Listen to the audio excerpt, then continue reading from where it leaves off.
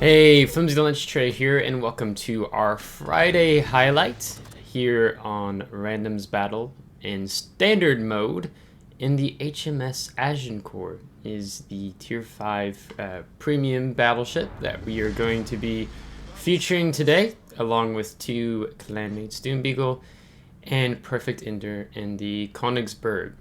Now, the reason even to begin with, before I start talking about the ship, is that we dropped down to Tier 5 because Perfect Ender is a new player in our clan and he's new to World of Warships. So we're doing what we can to help coach him. We did some battleship games and then out here in the Königsberg. So if you see me randomly pinging on the map, this is me talking with him, explaining some things. So, the HMS Agincourt. I don't know how much I'm going to be able to talk about the ship at various points because the action will start rather soon, but let's just start on the history of the ship because the World of Warships wiki had me laughing this morning. Brazilian dreadnought Rio de Janeiro was laid down in 1911 in Elswick, but Brazil canceled its construction due to the deteriorating economic situation. The ship was bought by the Ottoman Empire. She was supposed to become part of the Turkish fleet under the name the Sultan Osman I. However, amid the outbreak of World War I, Rio de Janeiro was leased, quotation marks, leased by the British government and entered service as HMS Agincourt. In 1916, the ship took part in the Battle of Jutland, where she managed to hit German ships several times.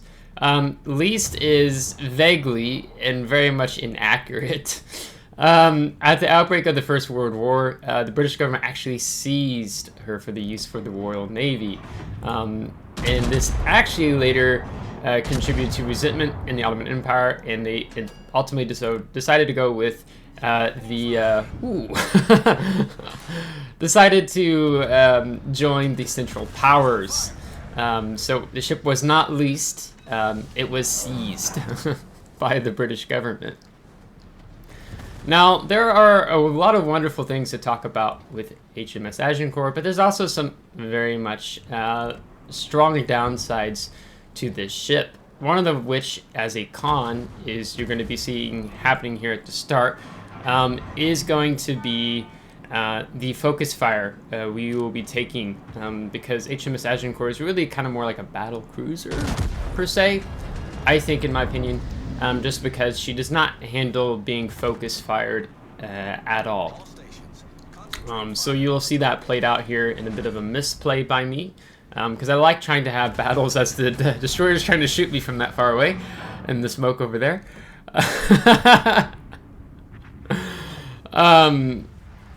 I like trying to do when I do Friday highlights. Like, it's great to have amazing battles, but I also like having, if I have a really good battle in it, like some obvious things, me showing I messed up here.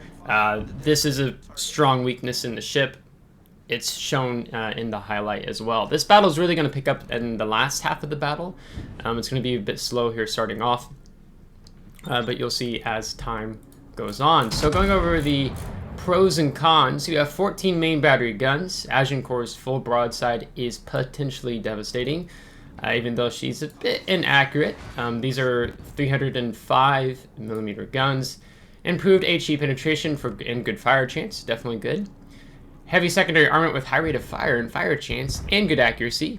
Good secondary range as high as 8.3 kilometers when fully built out.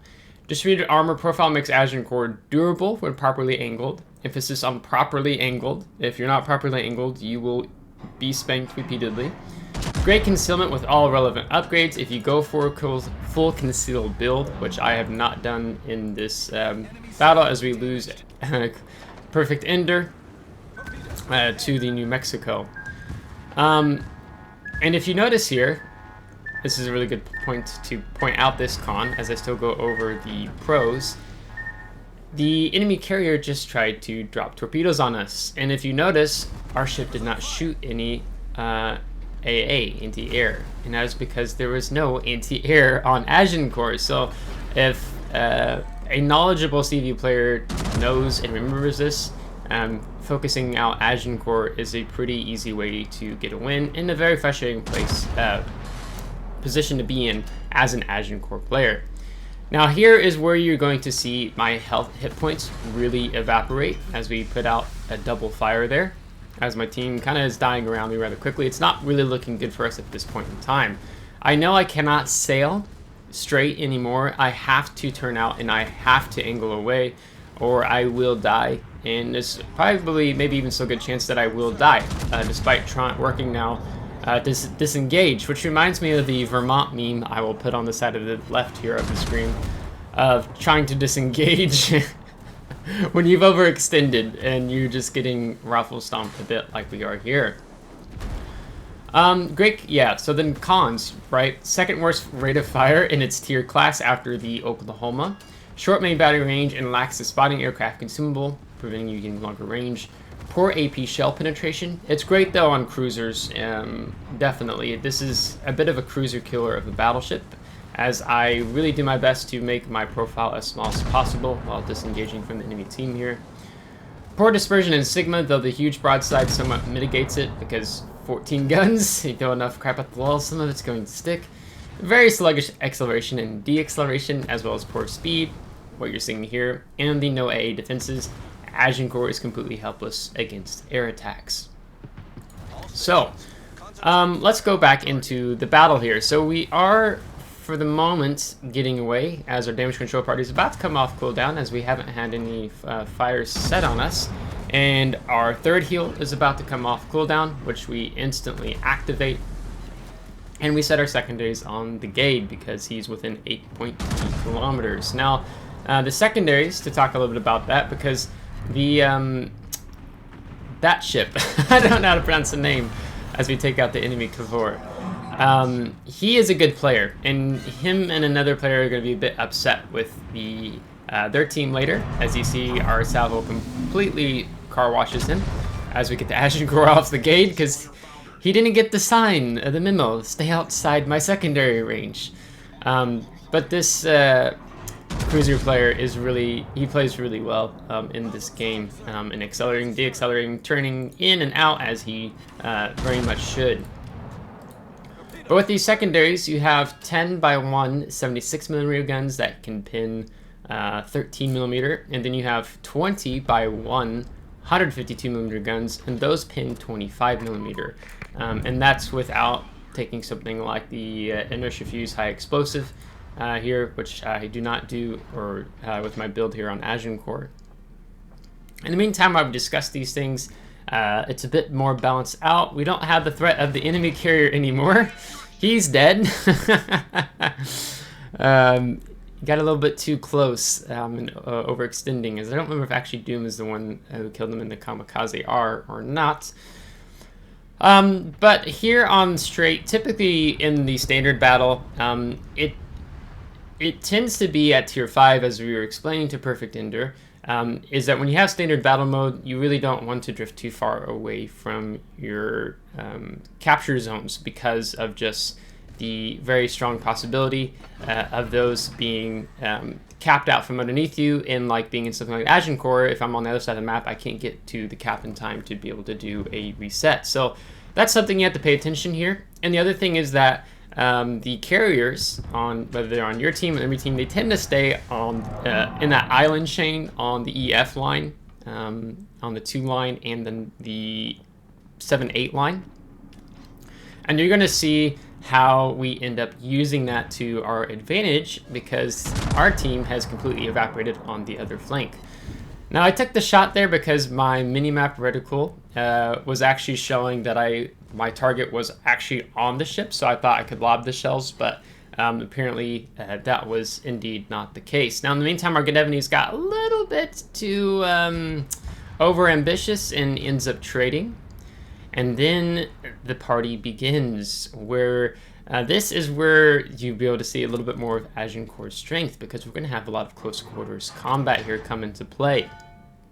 Now, we're rotating our guns around. We are full secondary build, and you can see that this Jaguar sees the CV, and he is very focused on killing the CV. Oh, well, 5 of our 14 guns land, with the secondaries polishing him off. And I'm a bit concerned, as you can see the enemy team starting to get a bit salty in chat with their teammates, that the Jaguar perhaps got some torpedoes off, so I begin to re-accelerate forward. But then I slow down because now comes the Nicholas. As the Sirov is spotting him, and the Nicholas eats a skip bomb to the face, which now leaves us with the Nuremberg as the Sirov is trying to disengage. And here's those 14 guns in action. Yeah. You throw enough crap at the wall, it will stick. That is basically the definition of Agincourt. And I'm going to be lightly teasing. It's not being a troll, perhaps slightly trollish, but slightly teasing the team of please keep coming. I actually don't want them to come. I want them, if the wise maneuver would be for them to not do what I'm suggesting in chat. I'm the red enemy battleship player who's telling you to keep coming, right? I'm trying to make it obvious. Don't. Okay, a bit of reverse psychology there, but it doesn't seem to be working here as there's 2 enemy players left. Now, in terms of the Agincourt, where this cruiser player is actually going to get it right because he's going to angle into me as he pushes in here. And so with our bad dispersion and him angling, we do not outright delete him. So if you were to charge an Agincourt, you would want, as a cruiser, you want to be able to angle if you have enough armor to do so. Perhaps Omaha can get away with it, but I'm not entirely sure. But the other thing that's going for us here, if you're a cruiser player who's going to be charging a Agincourt, we also have secondaries, which are already kicking in here and getting damage done on the La Glacière as we pick up the Kraken Unleashed. So Agincourt doesn't play. She plays really good at range if you get, because you tend to get a lot of broadside cruisers at tier 5, 4, and 6 as an example. So her AP broadsides can be rather devastating. Otherwise, you're going to be using high explosive on, like, typically speaking, on battleships and destroyers if they're a bit further out,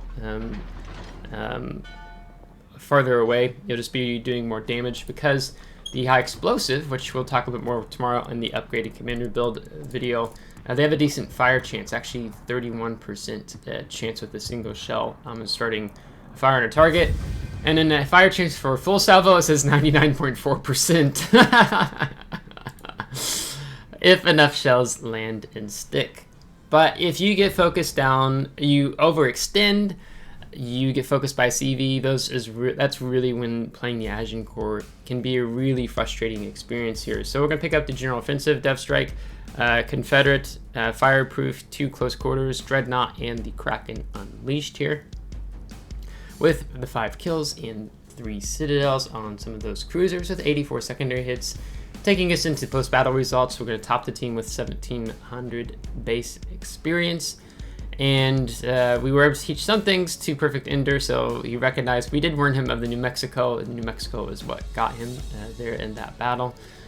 Then go to the detailed report. We actually took 71,000 damage, so we did take a lot of damage, but we have, I think, a full 21-point build commander to help mitigate damage overall.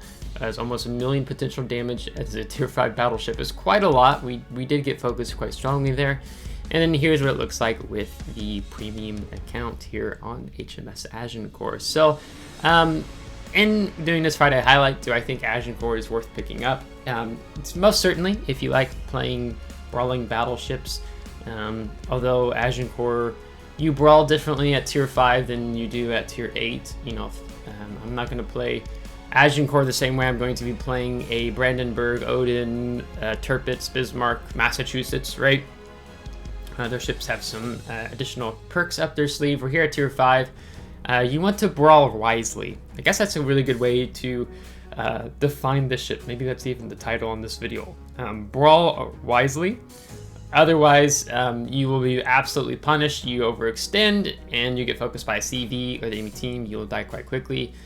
So you really have to be mindful that sometimes you won't always be within secondary range of the enemy team, but when those opportunities do arise, like they did here at the last end of the battle, utilizing islands is a really great way of being able to close in that distance without really exposing yourself so much to the enemy team firepower. So that being said, if you liked today's video, give it a thumbs up. If you didn't, give it a thumbs down. Subscribe if you want to see more. If you're subscribed, thanks so much. As always, thank you to my Patreon supporters, and we'll be doing an upgrading commander build video on the Agincourt tomorrow. So until next time, take care.